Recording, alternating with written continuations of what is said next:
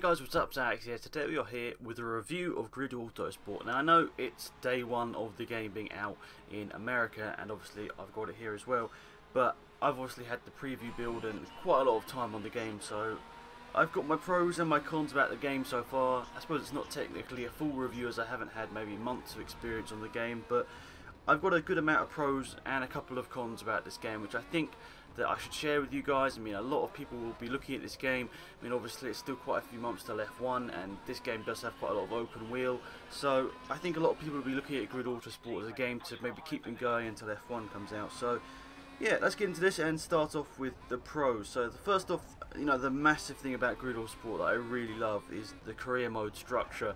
The way you got the 5 tiers, and the way you can go up through one category without having to do any other, you know, category as well. So you can just do single seater, and you don't have to do any races from, say, the street series. You can do everything from single seater, and you don't have to get involved with the street stuff. I really like that. I really think that's a good thing. And especially, you know, maybe if someone is buying it just for the single seaters, then, you know, it's a really good thing because they don't have to go over and, you know, race a Volkswagen Golf or whatever if they don't want to. So it means that everyone can drive the cars that they want to in the career mode, but at the same time it doesn't limit you to driving in one category. You can go and race in other ones if you want, but it's not forcing you to, if that makes any sense. A bit confusing, but I think it's a great structure and they did a great job with that. And I think that's one of the massive pros about this game, and it's a massive reason why you should buy it. And I'm trying to work it out how much time you're going to be spending in each tier, and I think it's going to be about 4 to 6 hours I think you can spend in one single tier. So across all of them, that can be up to 30 hours completing the whole game. So it's a pretty good career mode, lots of stuff you can do in it, and I'm thoroughly looking forward to doing the walkthrough. And obviously I've done the first part today, and I'm looking forward to continuing it. So yeah, definitely a good career mode, and you know, that's only just the start I've played, and I was going to say it's really good, so that's looking good for the rest of it. Also the graphics, I don't know whether, you know, how you can really say graphics, because they're, you know, we haven't really had a grid game in about a year, so it's hard to tell whether there's really much of an improvement.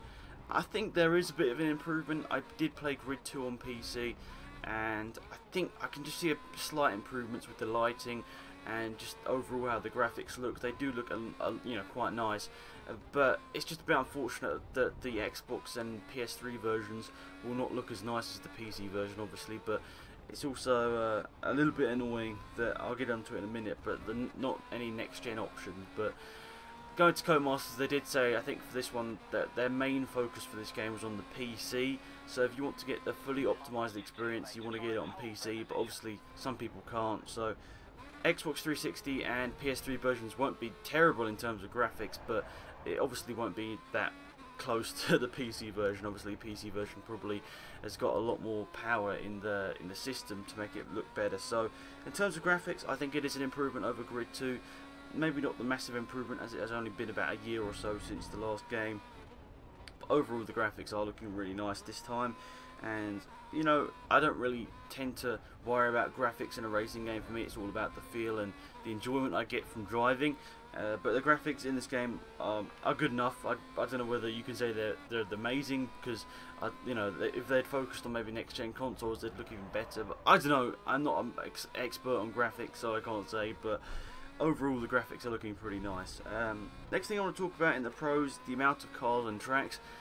I don't have a number in my head about how many cars and tracks are in it, but there's enough in there to keep you entertained for a very long time. They've got some really good tracks in there, like the Red Bull Ring, Hockenheim, Istanbul, some really cool cars as well. You've got the Nissan R32 GTR touring car, the Mazda 787B from Le Mans. I absolutely love that car, and I'm so happy it's in the game.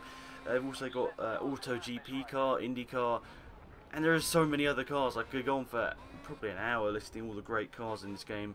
So I think the cars are more amazing than the tracks. The tracks obviously we get used to through loads of games, but some of the cars in this game I haven't seen in a game either ever or in a very long time. For example, the Mazda 787B.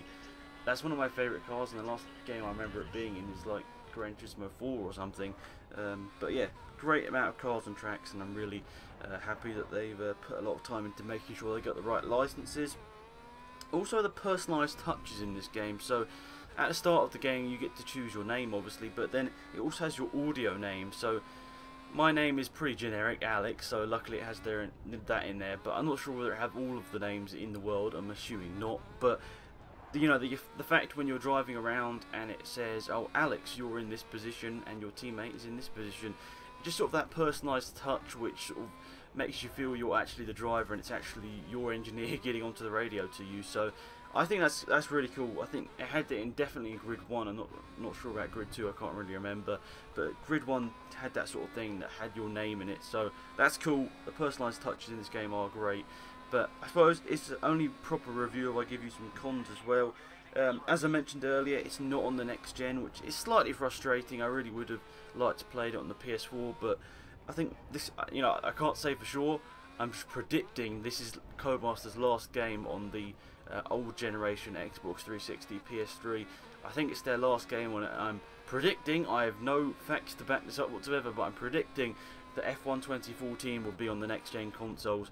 Obviously nothing's been confirmed that, but I'm just predicting it. I haven't got any inside information, I'm just predicting it. That's it. But yeah, that is a little bit of a con. It's not terrible, obviously, not being on the next gen console, but a lot of people would have bought next gen consoles recently and would have loved to play it on it, so a bit unfortunate, but I'm not going to worry about that too much, especially as I'm playing on PC with my PS4 controller, so I'm not really losing out whatsoever. But yeah.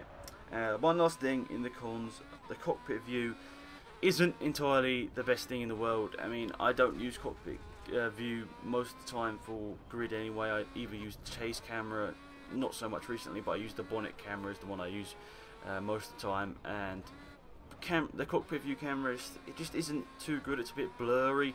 I'm not sure whether that's really down to trying to sense, you know, make the sense of, you know, you're going fast and you're concentrating on the road or whatever, but yeah, I don't know, with the cockpit view it's just not really something I'm going to be using. It's just a little bit weird. I don't really know how to describe it, but it isn't done you know, like R Factor 2 or iRacing is. It's a bit blurry, and you'll see in one of my videos at some point, but yeah, I'm not going to be using cockpit camera. So yeah, hopefully I discussed all the pros and cons in this, and hopefully you all enjoyed the video.